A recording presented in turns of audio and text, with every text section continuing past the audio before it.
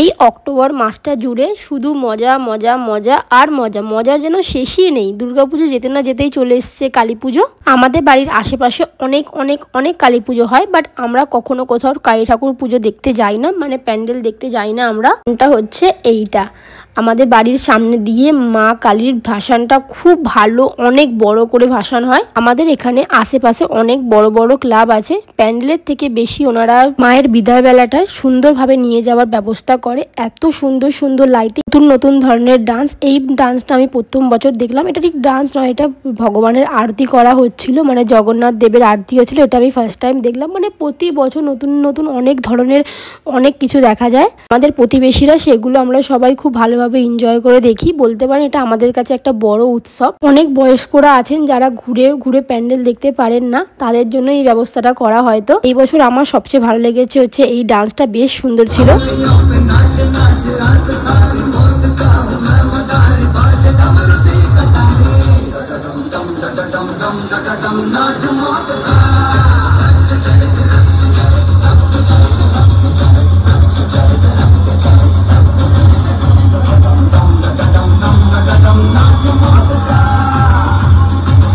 যত দেখি আর ভাবি ওনারা কত দূর থেকে হেঁটে হেঁটে আসে শুধুমাত্র আমাদের মনে একটু আনন্দ দেবার জন্য।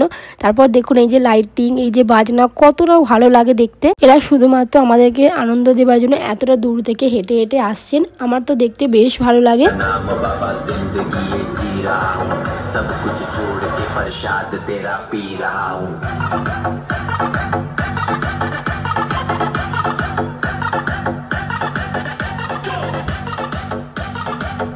তাহলে আপনাদের বাড়ির সামনেও কি এরকম ধরনের ভাসান হয়?